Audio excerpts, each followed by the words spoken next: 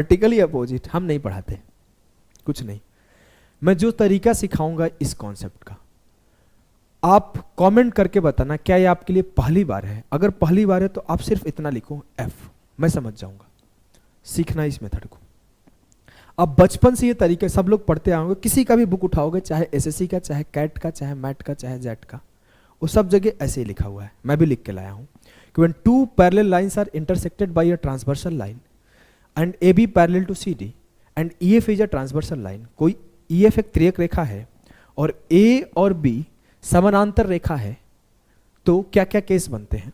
तो जो corresponding angle होता है वो 1 बराबर होता है 5 के, 2 बराबर होता है 6 के, 3 बराबर होता है 7 के और 4 बराबर होता है 8 के। पढ़े हो ना सब जगह? अब मैं बोलता हूं एक चीज, इसको छोड़ दो। देखो क्या था कहानी। कहानी ये था कि सर एक लाइन ऐसे गया था, ठीक है। दूसरा क्या था कहानी कि इसके पैरेलल एकदम एक और लाइन ऐसे गया था। तीसरा कहानी क्या था? सर एक ट्रांसवर्सल लाइन था, वो ऐसे आया था। फिर इन एंगल्स में रिलेशन दिए गए थे, यही हुआ था ना? हाँ। अब देखो, आप जब तक रिलेशन को रटोगे तब तक रटते रह जाओगे। मैं बोला कि अगर मैं इस लाइन को उठा के इसके ऊपर रख दूं, पैरेलल लाइन का मतलब क्या होता है? जो दो लाइन कभी मिले ही ना, वो दोनों एक साथ जाए, ऐसे जाएगा तो भी जाएगा, ऐसे जाएगा तो भी जाएगा, वो मिलेगा नहीं। पैरेलल लाइन का डेफिनेशन अलग अलग जगह कुछ भी लिखा हो, आपको सिर्फ एक चीज याद रखना है, जो कभी मिल ना पाए। प्रेम एक दूसरे से बहुत है, साथ साथ ही रहेंगे, कभी मिलेंगे नहीं। सच्चा प्रेम वही है ना जो अधूरा रह जाए। तो ऐसे ऐसे चलते, जब ये है तो ये कभी मिलेगा नहीं, मिलेगा नहीं, दोनों हमेशा बराबर ही चलेगा। जी सर, तो मैं क्यों याद करूं? मैं क्यों याद करूं? मुझे बोला गया था यहां 1 है, 2 है, 3 है, 4 है। पहले चलते हैं, लिख लेते हैं। जैसे जैसे लिखा हुआ है वैसे लिखता हूं मैं। यहां 1 है, अरे रे, यहां 1 है, यहां 2 है, यहां 3 है और यहां 4 है। ये था, हाँ। अब मैं बोला कि इसको उठा के यहां रख दो। अब देखो आप, इसका मतलब इसको उठा के यहां रख दो, तो जहां 2 है वहां 6 है, जहां 2 है वहां 6 है, जहां 3 है वहां 7 है, जहां 1 है वहां 5 है, जहां 4 है वहां 8 है। एग्जाम में थोड़ी पूछता है which of the following is corresponding angle, नहीं पूछता। पेपर दिया हूं भाई, सारे पेपर पास हूं। वो देगा कि इसका वैल्यू क्या है तो इसका वैल्यू बताओ, इसका वैल्यू ये है तो उसका वैल्यू बताओ। मैं क्यों रटूं कॉरस्पॉन्डिंग एंगल क्या है? मुझे याद ही नहीं करना, मैं याद ही नहीं करूंगा। मुझे को इतना पता है कि अगर मैं इस लाइन को उठा के इसके ऊपर रख दूं तो मुझे 2 को 6 से रिप्लेस हो जाएगा, 1 5 से रिप्लेस हो जाएगा, 3 7 से रिप्लेस हो जाएगा, 4 8 से रिप्लेस हो जाएगा। किसी भी बुक में देख सकते हो, किसी भी बिजार्ड सर, किसी भी नए नए धुरंधरों को देख सकते हो, बुक में नहीं लिखा हुआ है ये कॉन्सेप्ट। अब आ जाए तो कोई बात नहीं, कोई भी राजा वाली कॉन्सेप्ट किंग देख सकते हो, कोई भी ब्रह्मास्त्र फॉर्मूला बुक देख सकते हो। आ जाओ। अगर मैं बात करूं फिर से एक बार समझना, पैरेलल लाइंस का डेफिनेशन क्या है? पैरेलल लाइंस का डेफिनेशन ही यही है कि वो कभी मिले ना। अगर वो कभी मिलेगी नहीं तो हमेशा इक्वली से सीधा सीधा जाते रहेगा। हाँ, तो मैं इसको उठा के इसके ऊपर रख दिया, मुझे सारा का सारा थ्योरम प्रूफ हो गया, सारा का सारा चीज याद हो गया। जैसे ही मैं इसे रखा यहां पर, तो मुझे क्या मिला कि जो 1 है वो 5 के बराबर है, जो 2 है वो 6 के बराबर है, जो 3 है वो 7 के बराबर है, जो 4 है वो 8 के बराबर है। क्लियर? Yes sir. अब देखो आप, जैसे ही ये चीज आपको क्लियर हुआ, अब आप देखना एक दो चीज और। यहां बोला गया अल्टरनेट एंगल 3 बराबर होता है 5 के, ये 3 बराबर होता है 5 के। और एक बोला गया है वर्टिकली अपोजिट एंगल, मतलब कि आमने सामने के कोण बराबर होता है। 5 बराबर 7, 8 बराबर 6, 1 बराबर 3, 4 बराबर 2। बोला गया ना? बोला गया सर। ये 3 बराबर 7, 7 बराबर 5, तो 3 बराबर 5। हम प्रूफ कर दिए कि 3 बराबर 7 है, तो ये 5 जो जाएगा यहां जाएगा, 3 और 5 बराबर है। नहीं तो 3 बराबर 7 है और 7 बराबर 5 है, तो 5 और 7 बराबर है। बड़ी चीज नहीं है ना कोई प्रूफ करना। फिर से एक बार सुनना, ध्यान से सुनना, लिख सकते हो। अगर मैं इस लाइन को यहां उठा के रखा तो 3 और 5 सामने सामने है, बराबर है। अगर मैं इस लाइन को यहां उठा के रखा तो 3 और 5 ही सिर्फ आमने सामने नहीं है, जैसे उठा के रखा तो देखो ये 2 इस 8 के बराबर है, तो 2 और 8 भी बराबर है। ये 1 इस 7 के बराबर है, तो 1 और 7 भी बराबर है। तो अब आप लिखते जाओ, देखो जितना लिखना है लिख सकते हो कि मेरा जो 2 है वो 8 के बराबर है। मुझे याद नहीं करना भाई, मैं प्रैक्टिकल करूंगा ना, ज्योमेट्री है, लाइंस को अपने अकॉर्डिंग सजा दूंगा। अगर मैं इसको यहां रखा तो 2 8 के बराबर आ गया, इसको ही यहां रखा तो 1 7 के बराबर आ गया। इसको ही यहां उठा के रखा हूं तो 3 5 के बराबर आ गया, जो कि दिखा हुआ है।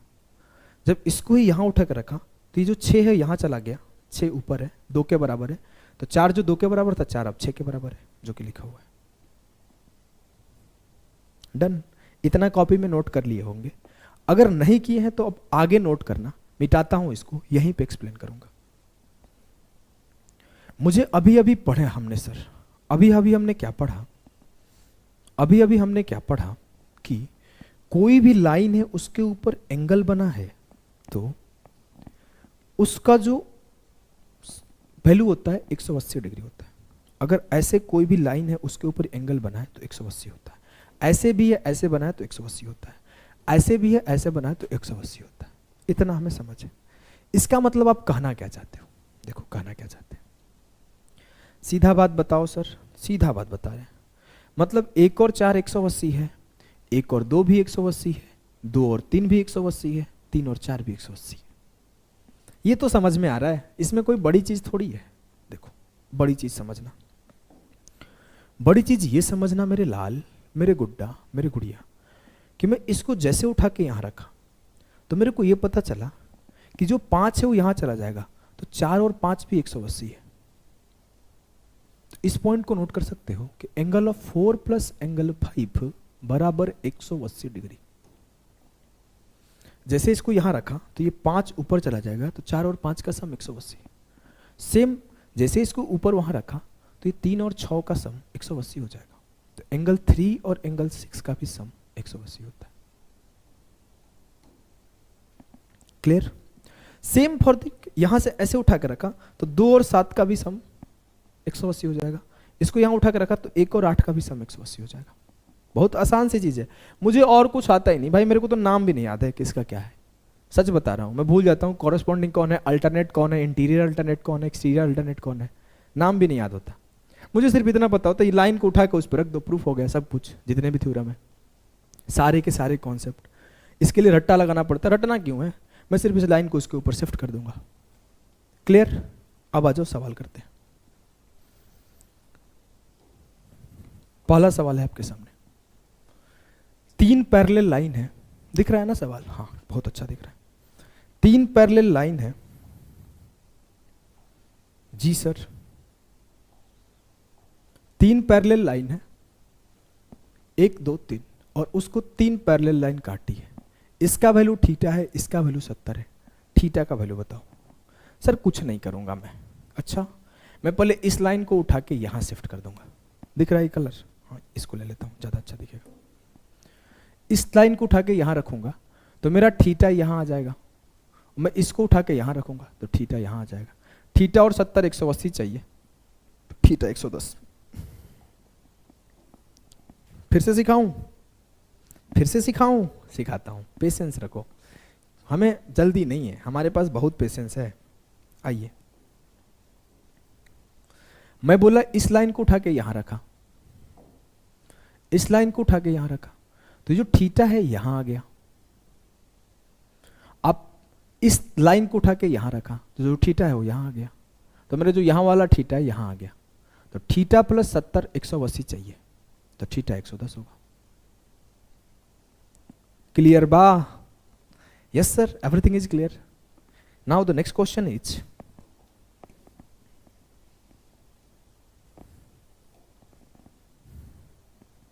सॉल्व करने की कोशिश करो।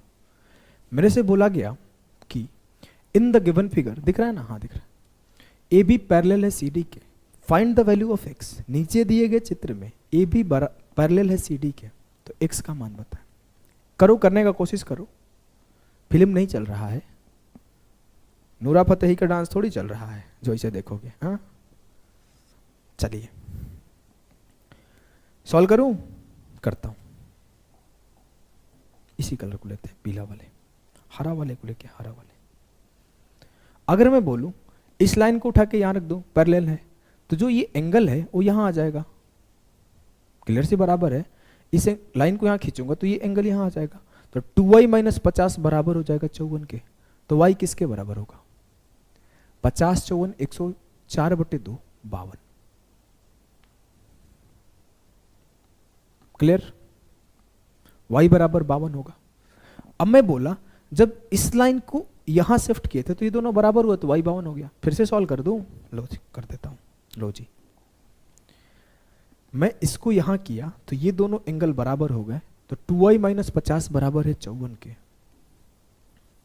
अब ये सब सॉल्व करवाओगे तो बड़ी बिटाओगे मेरे से कि 2y बराबर 50 प्लस 54, y बराबर 104/2, 2 5 10, 2 दूना 4। ठीक है, अब समझ में आ गया। अब मुझे सर पता है कि जब भी दो अंदर में होते हैं उनका सम 180 होता है। साफ सी बात है, जब भी अंदर में दो होते हैं उनका सम 180 होता है। अभी अभी वही तो सीखे थे, देखो दो पैरेलल लाइन के अंदर में थे, उनका सम 180 था।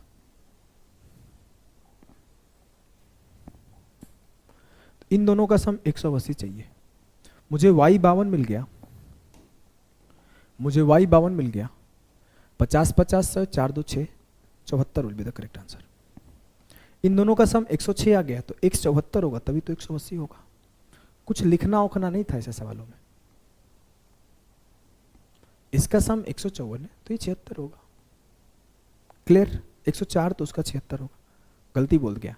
106 तो ये 74 होगा। 5 5 10 4 2 6 106 डिग्री, तो ये आपका 74 होगा। मुझे नहीं लगता इसमें कोई कंफ्यूजन होगा लाल, क्लियर होगा सभी कुछ।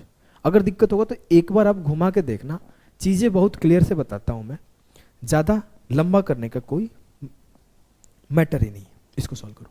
इस सॉल्व करते टाइम ध्यान देना कि ये लाइन और ये लाइन पैरेलल है। थोड़ा सा ना फिगर बनाते टाइम मैं गलती कर दिया हूं, ऐसे हल्का सा कर्व कर दो तो ये दोनों पैरेलल है। कंसीडर करना ये पैरेलल है, ये लाइन और ये लाइन पैरेलल है, कंसीडर करके चलना। दिख नहीं रहा है, थोड़ा सा हल्का कर्व होना चाहिए जो कि दिख नहीं रहा है। सॉल्व करो। बोला गया है x प्लस वाई का वैल्यू बताओ। ये 100 डिग्री है, ये x है, ये 110 डिग्री है, ये 30 डिग्री है, ये y है।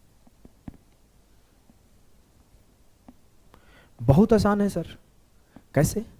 बहुत आसान है। हाँ, अगर मैं आपसे बोलूं कि इसको यहां शिफ्ट कर दो, नहीं समझ में आ रहा है? देखो आपको ना शिफ्ट करने का तरीका कई लोगों का अलग अलग होगा। मैं चलो और आसान करता हूं। अगर मैं बोल दूं इसे बढ़ा दो आगे, तो ये कितने का होगा? 80 का। और मैं अगर बोलूं कि यहां पे एक पैरेलल लाइन ड्रॉ कर दो, तो इन दोनों का सम 100 होगा जी। तो वही चीज मैं बोल रहा था कि अगर ये आगे है और अगर ये ऐसे है तो इसको शिफ्ट करोगे तो ये 100 बन जाएगा। अगर वैसे नहीं समझना, आ जाओ मैं एक और तरीके से 100 समझाता हूं। आओ देखो कौन सा तरीका है सर समझाने का, कि जो 3 होता है ना वो 5 के बराबर होता है। कैसे सिखाया था ना? इसको यहां शिफ्ट करोगे तो 5 यहां चला जाएगा, 3 और 5 बराबर होगा। तो ऐसे भी समझ सकते हो, ध्यान से देखना, मैं आपको सिखाता हूं। मैं अगर इसे नहीं शिफ्ट करना चाहूं, यहां कोई लाइन हो अगर उसके पैरेलल ऐसे, तो मैं बोलूंगा ये एंगल और ये एंगल बराबर होगा। बहुत क्लियर सी बात है, बहुत क्लियर सी बात है।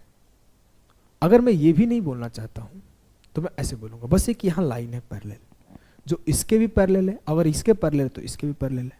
क्योंकि मैं बोलूं एक लाइन ये पैरेलल जा रहा है, एक इसके पैरेलल जा रहा है, तो मैं किसी एक लाइन को इनके बीच का पैरेलल खींच दूं तो तीनों एक दूसरे के पैरेलल होंगे। तो मैं एक लाइन ड्रॉ किया जो इसके भी पैरेलल है और इसके पैरेलल बाय डिफॉल्ट हो जाएगा, इसके भी पैरेलल बाय डिफॉल्ट हो जाएगा। अगर आपको और आसान बनाना है तो और आसान बना दो। आपको पता है दो पैरेलल लाइन अंदर वालों का सम 180 होता है, तो 110 ये है तो 70 ही होगा। मुझे पता है ये बराबर ये है तो x बराबर 30 होगा। अगर आपको ऐसे बराबर करना है तो ये और ये बराबर है, अगर आपको थ्योरम से बराबर करना है तो थ्योरम से भी बराबर कर लोगे। देखो कि जो 3 होता है ना वो 5 के बराबर होता है, तो एक दूसरे के टेढ़े पर मिले बराबर मान लो। अल्टरनेट एंगल से बराबर करना है तो अल्टरनेट एंगल से बराबर करो।